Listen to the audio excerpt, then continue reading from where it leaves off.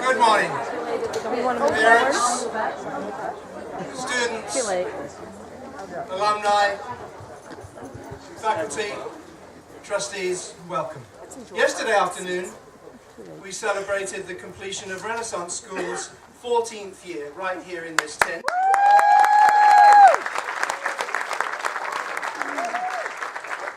And this morning, we're here to celebrate the accomplishments as we complete Rolling Hills Prep's 37th year. The closing of each school year brings with it many emotions.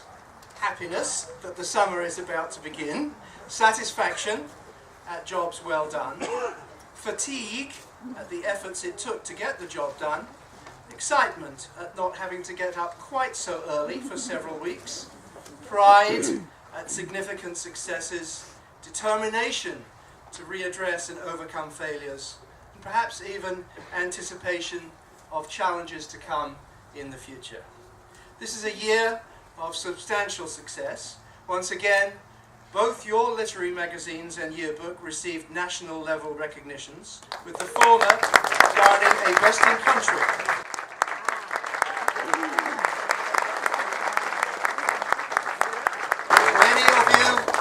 Recognized again by the Scholastic Arts Foundation. You thrilled us on stage as you put on box office breaking record Urinetown, and you took us down a rabbit hole with Alice's Adventures in Wonderland. You sang and played in the CAIS Honor Band, Orchestra and Choir, and you took home a National Award for Individual Art. Certainly, your reputation as some of the state's and the country's best writers and visual and performing arts appears intact. Baseball and softball both won their leagues again. Woo! Tennis, swimming again grew this spring. Track, cross country maintained their strength, as did volleyball and boys soccer, the latter making CIF playoffs. And how great to see girls soccer bouncing back so well this year too. Football made playoffs again, and middle school teams continued at a high level. Let's also hear it for the cheer team, who supplied enthusiastic pep and more pep to so many teams. Individual athletics recognitions were plentiful, not only at league and CIF level, but at state and national levels too. The John Wooden Foundation recognized Chris Kuhn for the second consecutive year. Boys with the John Wooden Award. Boys varsity basketball also won their league and CIF for the second year. And, oh yes, the girls varsity basketball won their league, then won CIF, then won the regional championships, and then went on to finish the state as state champs.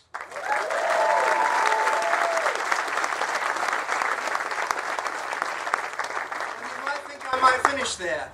Anything else? Well, yes, as it happens this year, not only did we have a state championship team, but we had an all-West Coast champion, as your Husky sailing team beat all comers in the competition.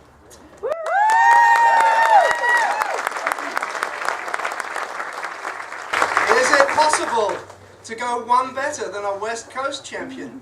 I think it might be, because I know you will all wish to join me in wishing Shota the very best of luck as he competes for his country in equestrian at the next Olympics.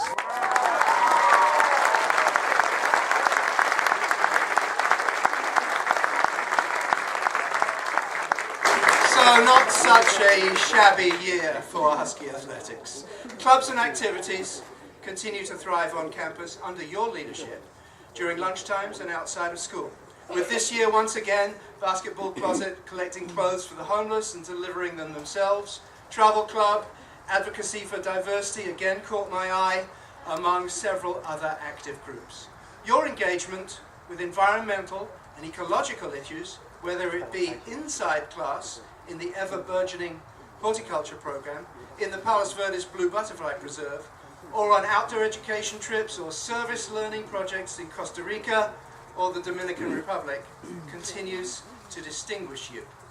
I see again an increased activity in STEM, with 6th graders winning again at the Future Cities competition, high-level winners in math competitions, success in robotics, and a superb middle school science expo. A small group of you worked in G periods to prepare for the first time for the Advanced Placement Computer Science Principles exam. You are pioneers in that respect. Academically, the class of 2018 has represented you all splendidly, with a raft of impressive college admittances and around $3 million in scholarship offers, and completion of some of the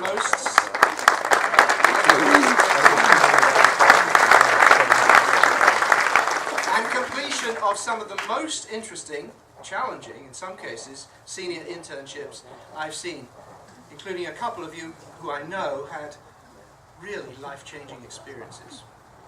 As you'll see in a minute, they are not alone in celebrating outstanding academic success. Many of you in the upper school have racked up impressive hours in service learning, and 2 of you in the sophomore class, for the 3rd year in a row, received a President's Award for Service for your work at the Children's Orthopedic Hospital. For the 3rd year running, let's recognize juniors Ryan Roulette and Miles Dean.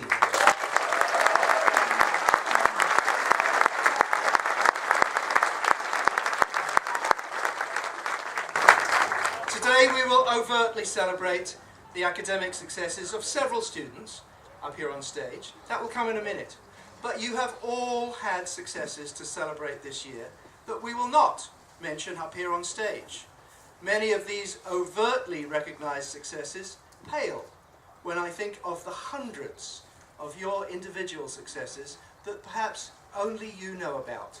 Whether it be struggling with a math concept, building a robot, grasping a piece of arcane grammar, it might have been hitting that high C at last, or helping behind stage to set the scene for someone else hitting that high C. Maybe you did something on one of our outdoor education trips that you thought you'd never do, summited a peak in the mountains, or crawled through the darkest cave you could ever imagine, canoed further than you ever thought possible, or tried to. Or climbed that giant boulder that looked so daunting from the ground. I've got more to come for you in the next couple of days. That was just a warm-up, seniors.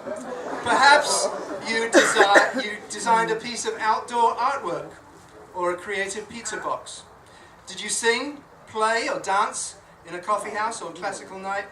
Perhaps you spearheaded a fundraiser for those in need or took care of fish. Did you work hard to preserve, teach about, and celebrate our diversity on this campus? Make no mistake, our diversity is one of our strengths here.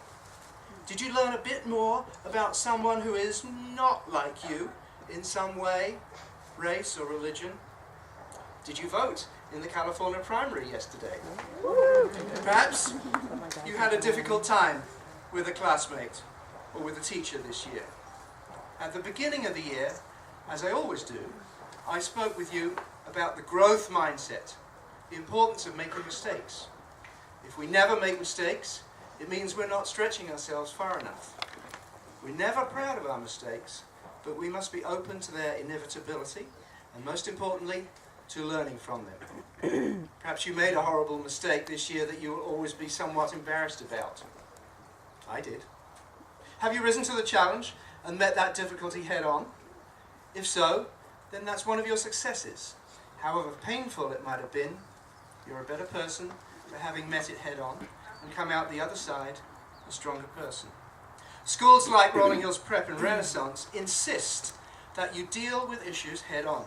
So you get practice, we all get practice, developing those social muscles that you'll need for college and beyond. So forget those mistakes and failures for the time being. Now, just for a second, stop, think about one success you've had this year that sticks in your mind.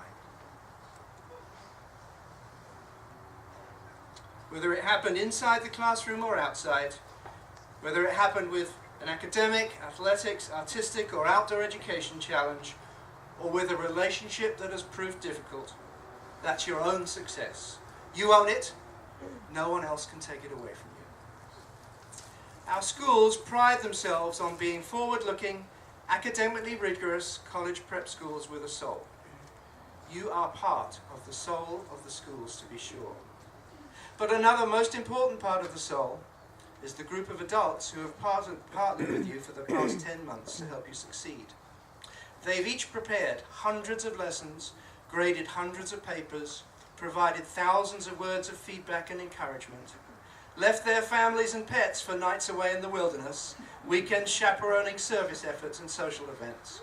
This is the time in our ceremony that you traditionally recognize your committed, talented, creative, and hard-working teachers and coaches.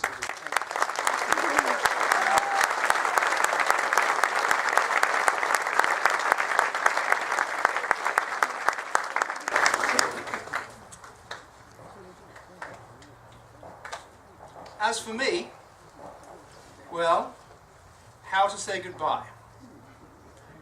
First comes the realization and acknowledgement that everything that's happened in the past 25 years to bring these two schools where they are now rests on the inspirational passion and work of those who came before. The founders of Rolling Hills Prep in 1981 had a vision for a new school that would provide the combination of rigor and soul that they felt was lacking in other public and private schools. The first graduating class had 7 students. The legacy of that founding vision has been carried on and built upon by the Husky community with equal passion and dedication as we have grown the enrollment, developed the curriculum, opened and operated a highly successful second school, and acquired a permanent home with unrivaled future potential. My job for the last 25 years has been to lead the charge on these and other fronts for sure. But the real key has been getting the right people on board. Volunteer trustees who give of themselves in those all-important governance areas: work, wisdom, and wealth. Faculty, staff, and parents who believe in the mission to develop our students' disciplined minds, sound character, healthy bodies, and creative spirits. Alumni who return to support the school after putting their Husky educations to myriad good use as doctors, entrepreneurs, missionaries, nurses, marketers, rocket scientists, politicians, architects, dolphin trainers, venture capitalists, actors, octopus breeders, and yes, teachers. The remarkable progress of our schools is down to you all sitting here today, and to those who have sat in your seats every year for the past 25 and 37 years. I'm worried though, and nervous, because, well, mostly because after next week, I won't have anything to wear. I don't have any clothes that are not Husky clothes. This cap was given to me on my first day in 1993 by that senior class. And since then, it's been pretty much blue and silver all the way. I've had splashes of orange along the way, of course. Among all this regalia,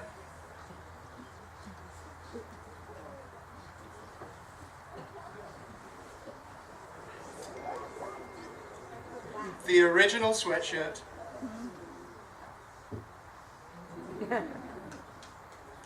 and t-shirts, other hats,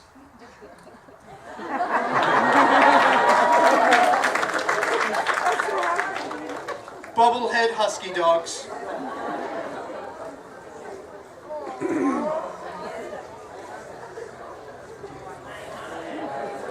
an RHP jacket that has my own name on it. That might be worth something in the future. I'll put that one up for auction.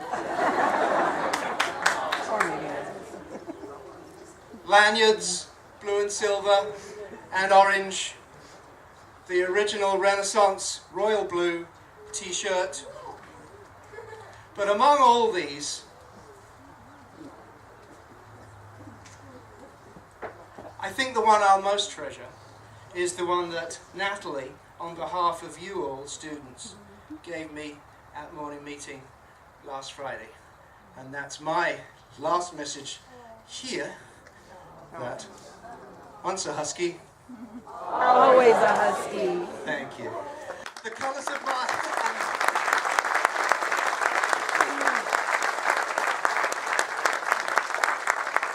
The colours of my new school are red and white. I really don't look good in red. I'll begin wearing it, but underneath, I'll be wearing this. I hope it's not too presumptuous to finish here by paraphrasing the words of George Washington when he stepped down. He was speaking about his country and what he helped build, of course, but the words seem to fit for my stepping away from our schools. I paraphrase Washington's parting words. In reviewing the incidents of my administration, I am unconscious of intentional error.